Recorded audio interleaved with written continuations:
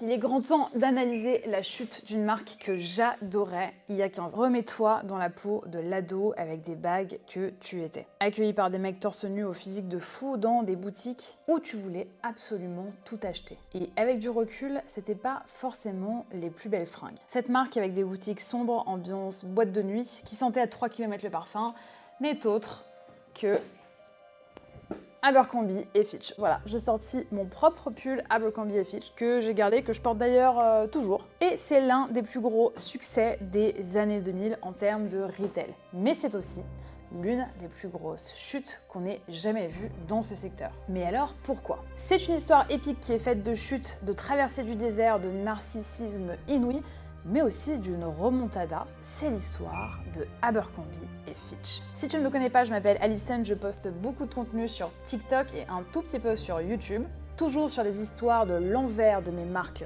préférées, et je suis sûre que ce sont les tiennes aussi. Et aujourd'hui, on parle de la destruction de Abercrombie & Fitch. Former Abercrombie & Fitch CEO Mike Jeffries accused of exploiting men for sex. Accused of recruiting men for sex. ABC investigation, several men, some of them named and on camera, accused Mike Jeffries of exploiting them for sex.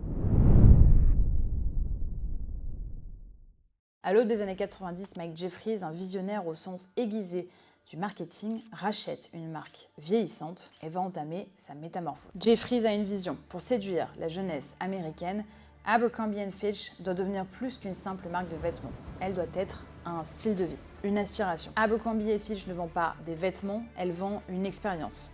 Les magasins ne sont pas de simples boutiques, ils sont un lieu immersif. Et les vêtements ne sont pas de simples fringues, ils sont une affirmation de soi. Cette stratégie renforce le sentiment d'appartenance à la marque, il renforce la fidélité et surtout va contribuer à très largement diffuser son image à travers le monde. Cette image en question devient le culte de la beauté, le culte du corps parfait à la sauce américaine. Et ce cocktail va propulser Abercrombie au sommet. En 92, Abercrombie ne compte que 36 boutiques et un peu moins de 50 millions de dollars de chiffre d'affaires. Fin des années 90, Mike a fait son travail, il commence à porter ses fruits et la marque génère près de 500 millions de dollars et a près de 200 boutiques. Mais ce n'est que le début. À ce moment-là, le succès est fulgurant. En l'espace de quelques années, Abercrombie s'est imposé comme un véritable incontournable de la mode américaine, au même niveau que Calvin Klein ou encore Ralph Lauren. En 2004, au sommet de sa gloire, la marque compte près de 700 boutiques et génère plus de 2 milliards de dollars de chiffre d'affaires. De la côte ouest à la côte est des États-Unis, des centres commerciaux jusqu'aux villes de banlieue, en passant par les avenues les plus prestigieuses du monde, la marque s'est enracinée dans le paysage américain. Chaque ouverture de boutique à ce moment-là est un phénomène. C'est toujours la même chose et la foule est immense. Les queues durent des heures, les sacs de shopping sont remplis à ras-bord. Fin des années 90, le pari est gagné. Abercrombie est plus qu'une simple marque de vêtements.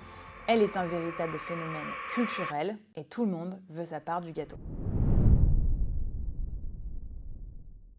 Pour Mike Jeffries, le CEO, la marque doit rimer avec Young, Rich and Beautiful, sous-entendu réservé aux popus du lycée. Inspiré de la série Dawson's Creek, Abercrombie voulait incarner le jeune américain parfait. On est dans les années Gossip Girl et Newport Beach, je suis sûre que tu t'en rappelles, et pour être à la mode, eh bien, il faut être popu et exclu.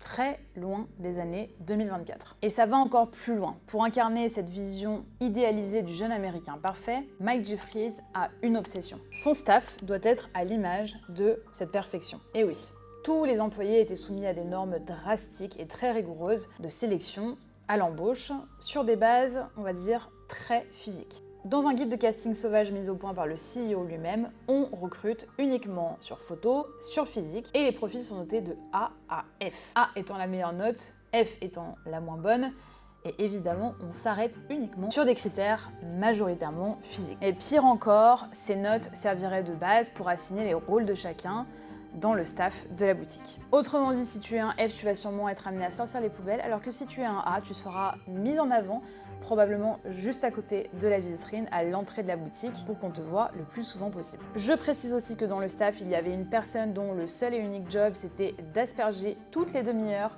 du parfum sur tous les vêtements de la boutique. Après, si c'était un A, un B ou un F, ça, je ne saurais pas le dire. Cette obsession ne s'arrête pas là du tout. Pour pousser le délire jusqu'au bout, le siège d'Abercrombie & Fitch sera baptisé le campus.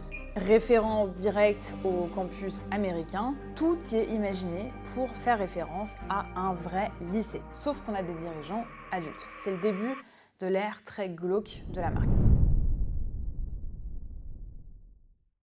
Le premier scandale, l'arrêt de la fabrication des tailles XL, XXL et au-delà, décidé par le CEO, encore une fois, Mike Jeffries. Pour lui, la marque n'est portée que par des corps minces et donc cool selon ses propres critères. Parallèlement à ça, son apparence ne cesse d'évoluer au rythme de sa quête éternelle et malsaine de jeunesse. Botoxé, lifté, cheveux peroxydés, il est complètement méconnaissable. On ne le reconnaît plus, mais il s'en moque tant qu'il se sent jeune, tant qu'il se voit jeune, malgré ses 60 ans passés. Dans sa maison, une pièce gigantesque cernée de 360 degrés de miroir est même installée et reflète son obsession pour son apparence physique qu'on devine scruter au quotidien par lui-même. La suite est sans surprise un enchaînement de polémiques. À ce stade, je comprends même pas comment la marque n'a rien vu venir. On est sur du borderline pornographique, du choc. En 2002, la marque est même prise en flagrant délit en train de vendre des strings dans ses boutiques pour enfants. Où on en est là?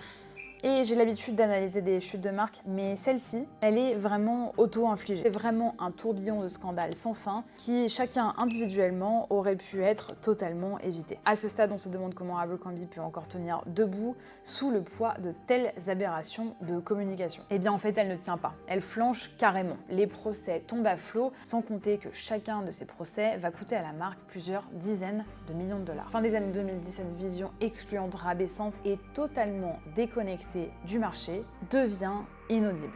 Abercrombie devient officiellement la marque la plus détestée des États-Unis. À ce moment-là, on commence à comprendre que ce côté sulfureux et exclusif cache une histoire. Il s'agit d'autre chose que d'un simple plan de communication. On nage clairement en plein délire narcissique, destructeur pour la marque et ses 80 000 employés en péril. Abercrombie vieillit mal et perd le fil d'un marché qui exige peu à peu le strict opposé, c'est-à-dire des marques inclusives et éthique. Et c'est le moment où Internet fait ce qu'elle sait si bien faire. La spirale virale se lance. Plusieurs pétitions contre la marque seront lancées. Marc Jeffries devient un mème ambulant sur le web. Les influenceurs se mettent à faire don en masse de leurs vêtements Abercrombie. Plus personne ne veut. Très paradoxalement, en même temps, le marché de la mode plonge en plein boom de l'hyper-consommation avec l'avènement de la fast fashion. En ligne de mire de ce marché, exactement la même cible, les adolescents. Mais cette fois-ci, ils sont poussés à consommer beaucoup plus fréquemment avec l'argument du pas cher. Et cette concurrence de toutes parts va finir d'achever Abercrombie qui a déjà un genou à terre. La marque réintègre les tailles XL, Marc Jeffries s'excuse, mais il est déjà trop tard. En 2013, Abercrombie ferme près de 230 boutiques. En 2014, Jeffries démissionne. On ne le reverra plus jamais. Cette même année, la marque est dans le rouge. Elle connaît une véritable traversée du désert et va perdre de l'argent pendant très longtemps.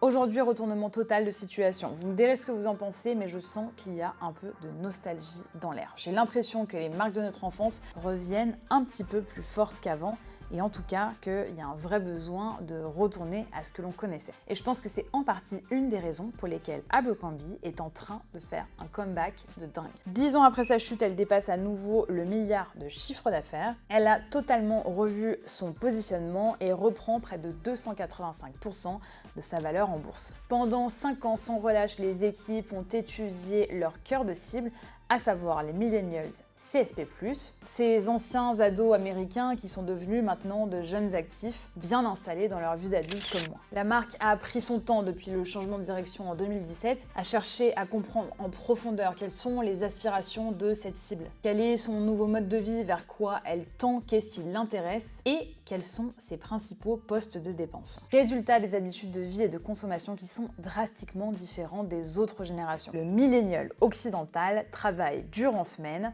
et vit pour 100 son week-end. Et il s'habille en conséquence. Abercrombie est en train de se réinventer. Fini les gros logos criards et le côté exclusif de la marque. Et au contraire, on va miser sur des bons classiques, bien coupés, et un dressing qui est versatile, qui peut accompagner les millennials durant leur week-end en sortie brunch, mais aussi dans leur vie active et même au télétravail. On est tellement sur des bons basiques maîtrisés que certains pantalons vont même faire complètement fureur sur TikTok. That's the little work trouser that everyone is loving. Obsessed. Super flattering and also gives me that lengthening look. Embrassant ainsi la nouvelle forme de communication préférée des millennials et même potentiellement des Gen Z. Après une chute impressionnante, on est sur une remontada tel un phénix qui renaît de ses cendres, mais est-ce que ça va durer? On analysera ça par la suite. Voilà, je sais pas ce que tu as pensé de cette histoire de chute, elle me fait vachement penser à celle de Victoria's Secret qui est l'une des grosses vidéos de mon compte TikTok qui a cartonné. Je pense la poster dans une prochaine vidéo YouTube en version beaucoup plus longue parce qu'il y a une tonne de choses à raconter. Si cette vidéo t'intéresse, n'hésite pas à t'abonner et dans tous les cas, tu peux aussi me retrouver sur mon compte TikTok. J'espère que cette analyse t'a plu et on se revoit très bientôt.